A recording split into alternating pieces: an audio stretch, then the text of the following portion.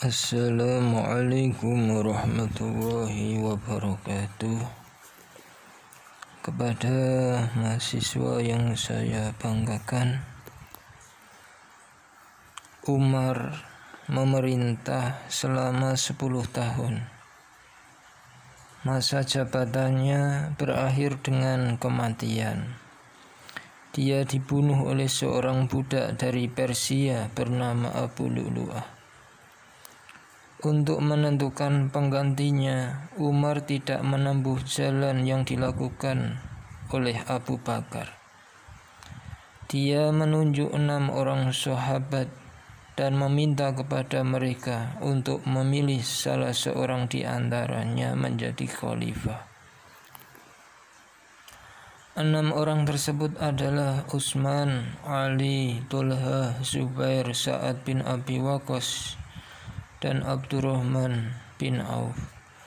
Setelah Umar wafat, tim ini bermusyawarah dan berhasil menunjuk Utsman sebagai khalifah melalui persaingan yang agak ketat dengan Ali bin Abi Thalib.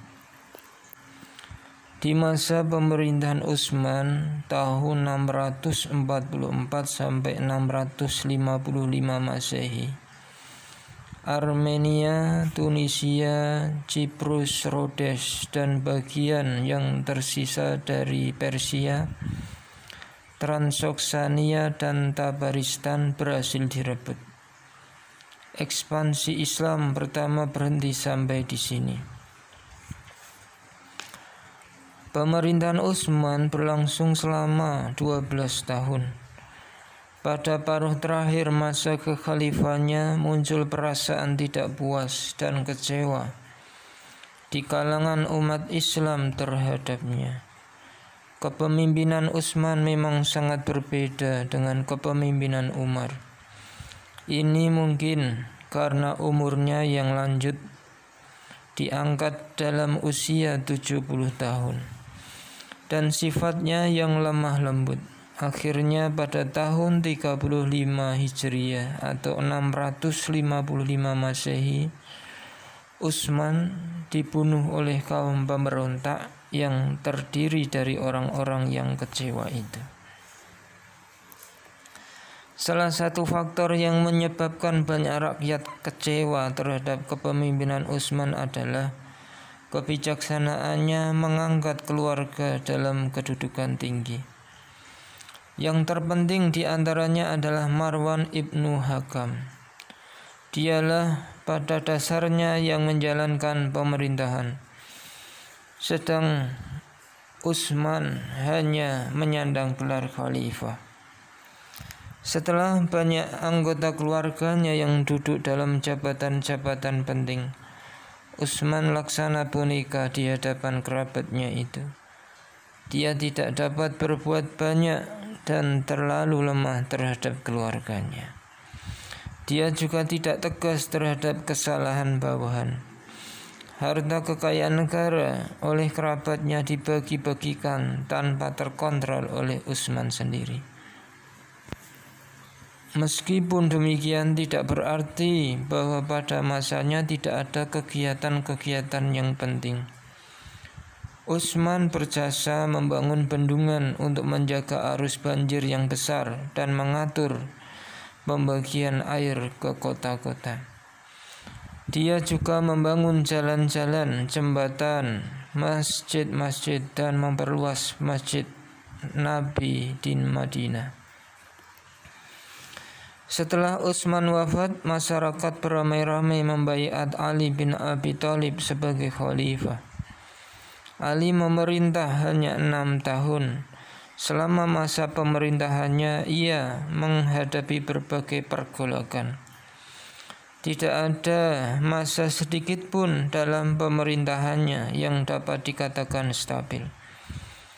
Setelah menduduki jabatan khalifah, Ali memecat para gubernur yang diangkat oleh Utsman. Dia yakin bahwa pemberontak-pemberontak terjadi karena keteledoran mereka.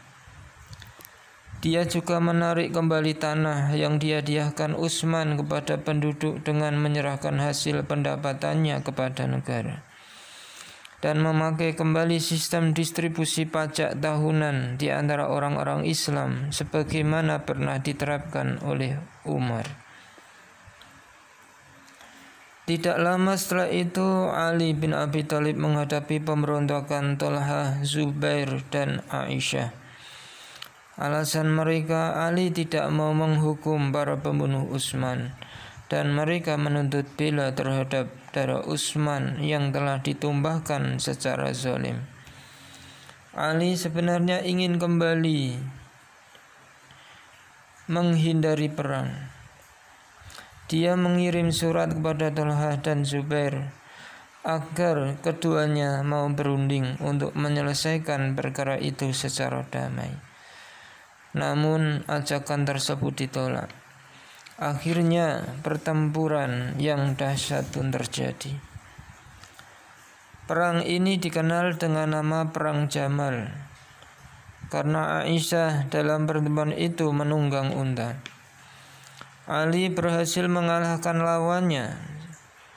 Zubair dan Thalhah terbunuh ketika hendak melarikan diri. Sedangkan Aisyah ditawan dan dikirim kembali ke Madinah. Bersamaan dengan itu, kebijakan Ali juga mengakibatkan timbulnya perlawanan dari gubernur di Damaskus, yaitu Muawiyah, yang didukung oleh sejumlah bekas jabatan tinggi yang merasa kehilangan kedudukan dan kejayaan. Setelah berhasil memadamkan pemberontakan Zubair, Thalhah, dan Aisyah, Ali bergerak dari Kufah menuju Damaskus dengan sejumlah besar tentara. Pasukannya bertemu dengan pasukan Muawiyah di Siffin. Pertempuran terjadi di sini yang dikenal dengan nama Perang Siffin. Perang ini diakhiri dengan tahkim atau arbitrasi, tapi tahkim ternyata tidak menyelesaikan masalah, bahkan menyebabkan timbulnya golongan ketiga, yaitu Khawarij, orang-orang yang keluar dari barisan Ali. Akibatnya, di ujung masa pemerintahan Ali bin Abi Thalib, umat Islam terpecah menjadi 3 kekuatan politik, yaitu Muawiyah, Syiah, pengikut Ali, dan Khawarij, orang-orang yang keluar dari barisan Ali. Keadaan ini tidak menguntungkan Ali. Munculnya kelompok Khawarij menyebabkan tentaranya semakin lemah, sementara posisi Muawiyah semakin kuat. Pada tanggal 20 Ramadan 40 Hijriah atau 660 Masehi, Ali terbunuh oleh salah seorang anggota Khawarij, yaitu Abdurrahman bin Muljam. Kedudukan Ali sebagai khalifah kemudian dijabat oleh anaknya Hasan selama beberapa bulan.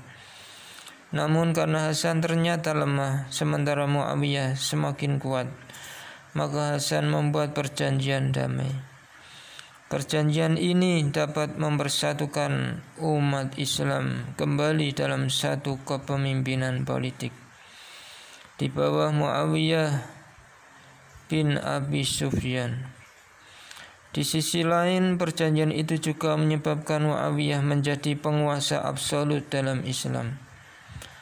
Tahun 41 Hijriah 661 Masehi, tahun persatuan itu dikenal dalam sejarah sebagai tahun jamaah. Dengan demikian berakhirlah apa yang disebut dengan masa Khulafaur Rasyidin dan dimulailah kekuasaan Bani Umayyah dalam sejarah politik Islam. Ketika itu wilayah kekuasaan Islam sangat luas. Ekspansi ke negeri-negeri yang sangat jauh dari pusat kekuasaannya dalam waktu itu tidak lebih dari setengah abad merupakan kemenangan menakjubkan dari suatu bangsa yang sebelumnya tidak pernah mempunyai pengalaman politik yang memadai. Faktor-faktor yang menyebabkan ekspansi itu sedemikian cepat antara lain: Islam di samping merupakan ajaran yang mengatur hubungan manusia dengan Tuhan, juga agama yang mementingkan soal pembentukan masyarakat. 2. Dalam dada para sahabat Nabi tertanam keyakinan yang tebal tentang kewajiban menyerukan ajaran-ajaran Islam ke seluruh penjuru dunia. Di samping itu, suku-suku bangsa Arab gemar berperang. Semangat dakwah dan kegemaran berperang tersebut membentuk suatu kesatuan yang padu dalam diri umat Islam. 3. Bizantium dan Persia, dua kekuatan yang menguasai Timur Tengah pada waktu itu, mulai memasuki masa kemunduran dan kelemahan, baik karena sering terjadi peperangan antara keduanya maupun karena persoalan dalam negeri masing-masing.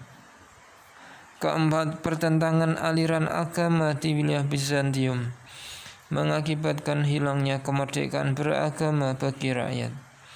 Rakyat tidak senang karena pihak kerajaan memaksakan aliran yang dianutnya. Mereka juga tidak senang karena pajak yang tinggi untuk biaya peperangan melawan Persia. 5. Islam datang ke daerah-daerah yang dimasukinya dengan sikap simpati dan toleran, tidak memaksa rakyat untuk mengubah agamanya dan masuk Islam. 6. Bangsa Sami di Syria dan Palestina dan bangsa Hami di Mesir memandang bangsa Arab lebih dekat kepada mereka daripada bangsa Eropa Bizantium yang memerintah mereka. Yang 7, Mesir, Syria, dan Irak adalah daerah-daerah yang kaya. Kekayaan itu membantu penguasa Islam untuk membiayai ekspansi ke daerah yang lebih jauh. Mulai dari masa Abu Bakar sampai Ali dinamakan periode Khilafah Rashidah. Pada khalifahnya disebut Al-Khulafa'ur Rasyidin, khalifah-khalifah yang mendapat petunjuk.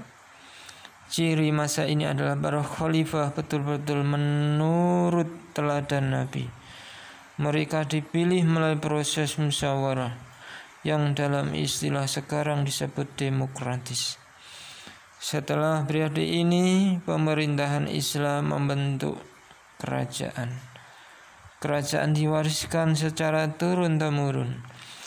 Selain itu, seorang khalifah pada masa Khilafah Rashidah tidak pernah bertindak sendiri ketika negara menghadapi kesulitan. Mereka selalu bermusyawarah dengan pembesar-pembesar yang lain. Sedangkan khalifah-khalifah sesudahnya sering bertindak otoriter. Wallahu a'lam bishawab.